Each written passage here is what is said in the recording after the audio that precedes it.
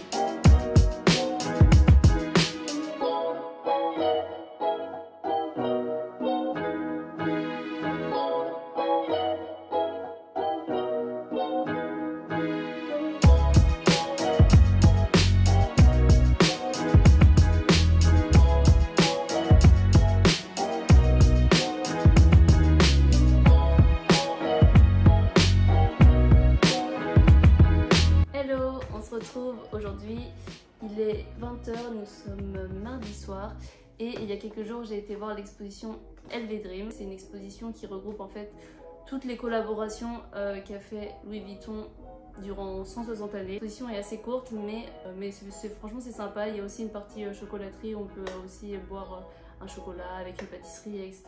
J'en ai profité pour prendre mon carnet, vous filmer un peu l'exposition et je me suis dit que ce serait sympa de faire un motif illustration, je sais pas encore, parce que j'adore faire ça, de ce qui m'a inspiré dans cette exposition.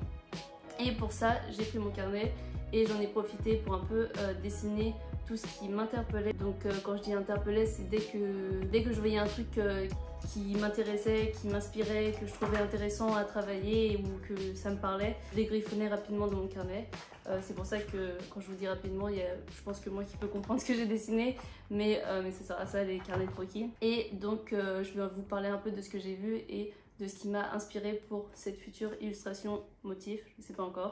Donc pour commencer, déjà ce qui m'a fort interpellée, c'est le dégradé. Il y a sur les murs en fait un dégradé de noir avec des couleurs assez vives, comme des lumières un peu proches, des ondulations. Franchement j'ai trouvé ça canon et ce qui est génial en fait c'est que ça met vraiment dans une ambiance et ça met vraiment en valeur. Je vous mettrai de toute façon des plans, mais ce dégradé m'a vraiment parlé, donc je sais que je vais retravailler soit par les couleurs, soit par le côté ondulation, je sais pas encore, mais j'ai trouvé ça trop beau.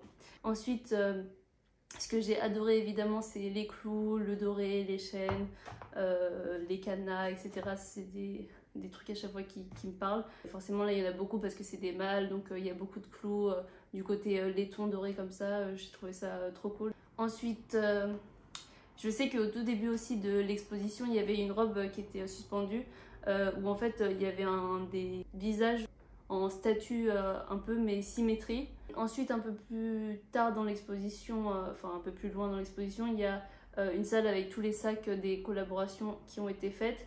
Et il y a un sac Louis Vuitton avec un léopard brodé, il me semble, dessus, que je trouvais très beau. Donc je pense que d'office qu'il va y être ce léopard. Et puis voilà, je crois qu'on a fait le tour, mais franchement, non, il y a plein de choses à faire, donc on va voir tout ça ensemble. C'est parti!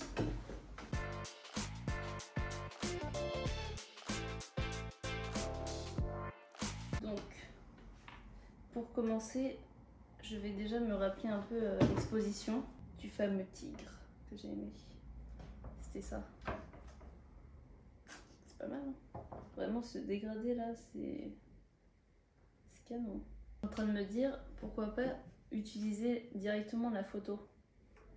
Parce qu'en fait, vous voyez, j'ai pris une photo en gros plan comme ça. Et je me dis que si je l'utilise telle quelle, ça peut être intéressant parce que clairement, je pourrais pas refaire ça.